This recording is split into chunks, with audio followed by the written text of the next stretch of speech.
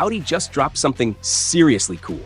Meet the Q6 e-tron Offroad, a wild, all-electric off-roader that's built to take on the toughest trails.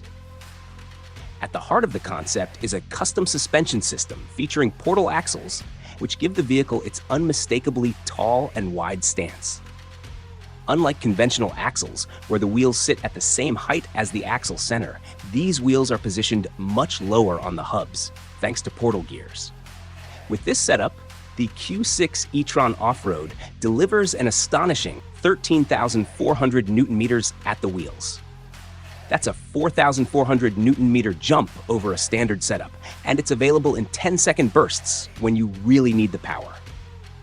But it's worth noting, this figure represents the torque at the wheels after it's been multiplied by the portal axle's gear ratios, not the raw output of the electric motors themselves.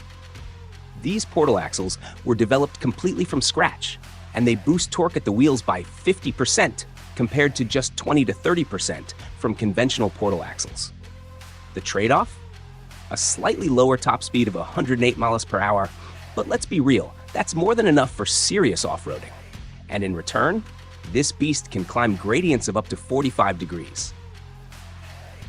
Under the floor, the dual electric motors crank out 510 horsepower, but the real magic is in the mechanical upgrades.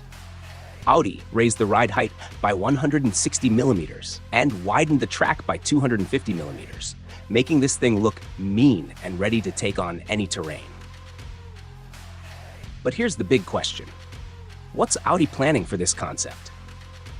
They're staying tight-lipped for now, but last fall, a camouflaged version of this SUV was spotted testing. And with rumors flying about Audi developing a rugged SUV to take on the Land Rover Defender and Mercedes-Benz G-Class,